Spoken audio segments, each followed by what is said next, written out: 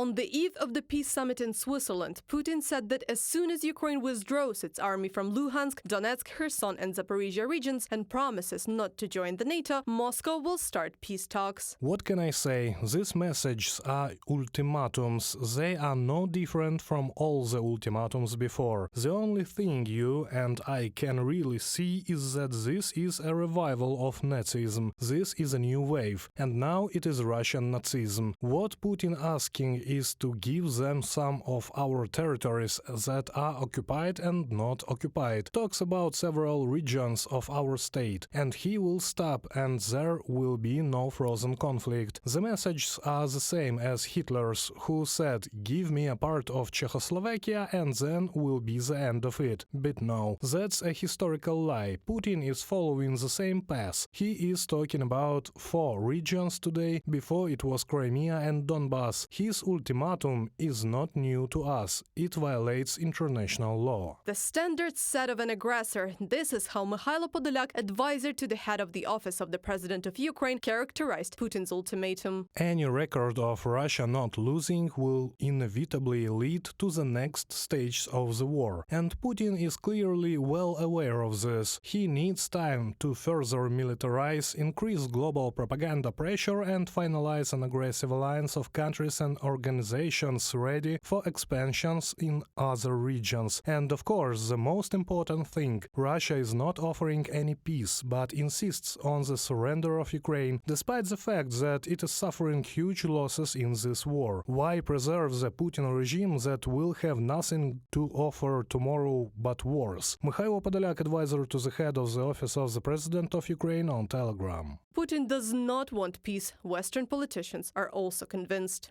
With the current state of affairs, we have seen where the Russian position is. It is so far from a realistic view from the Ukrainian position, from a possible outcome, that I do not believe that we will have a conference with the Russian side in the autumn and that we are on the road to peace. Ukraine and its partners in the West need patience. Christoph Haxhen, chairman of the Munich Security Conference, in an interview with Deutsche Welle. In Russia, however, they continue to insist that Putin's proposals are the result of analysis of current realities. Thus, Russian Foreign Minister Lavrov said, quote, "The West refuses to organize negotiations on a fair basis. However, the position of Kyiv and the allied countries remains unchanged. Peace is possible only on Ukraine's terms, which are clearly set out in the Ukrainian peace formula and were discussed at the peace summit in Switzerland. More than 100 states and organizations attended the meeting. Russia was not invited. Also, in the future, its participation is not excluded, but in a certain format." We have a very successful experience of negotiations on the Black Sea Grain Initiative. At that time, Ukraine negotiated with Turkey and the UN. Then Turkey and the UN negotiated with Russia. The agreement looked like a document signed between Turkey, UN and Ukraine, and the second one between Turkey,